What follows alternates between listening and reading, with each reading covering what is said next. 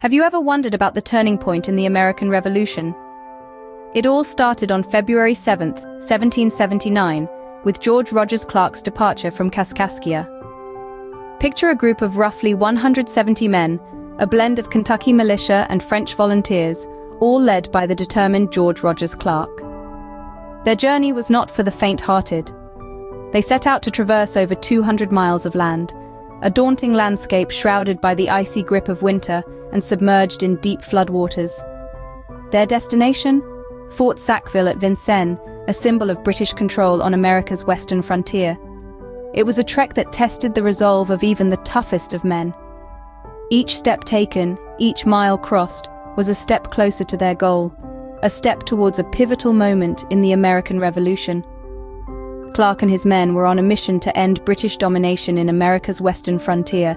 On February 23, 1779, after enduring a harsh and treacherous journey, Clark and his men reached Fort Sackville at Vincennes. The arrival was not a quiet one. Clark's forces, a mix of Kentucky militia and French volunteers, made their presence known in a grim and brutal manner. They executed 5 captive British allied Native Americans in full view of the fort, a chilling demonstration of their resolve. The British garrison under Lieutenant Governor Henry Hamilton could only watch from within the fort's walls. Hamilton's troops, a mix of 40 British soldiers and an equal number of French volunteers, were in a predicament.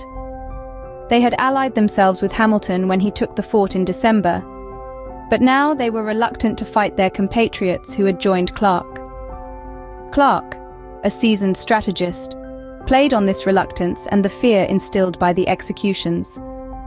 He unfurled flags suitable to a larger number of troops, making his force of approximately 170 men seem more like 500. To further reinforce this illusion, Clark's woodsmen fired at a rapid rate, giving the impression of being surrounded by a substantial army. Meanwhile, Clark began tunneling under the fort with the intent of exploding the gunpowder stores within it, adding a ticking time bomb to the tense standoff. Clark's strategy and the fear he instilled in the British were the beginning of a shift in power. This marked the beginning of the end for British domination in America's western frontier. At 10 a.m. on February 25, 1779, the British garrison under Lieutenant Governor Henry Hamilton surrendered to Clark and his forces. The surrender of Fort Sackville marked a turning point in the American Revolution, revealing British weakness to the area's Native Americans, who realized they could no longer rely on the British to protect them from the Patriots. The fall of Fort Sackville was not just a military victory for the Patriots, it was also a psychological victory.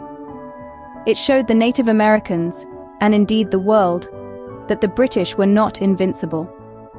The seeds of doubt were sown, and the end of British domination in America's western frontier had begun.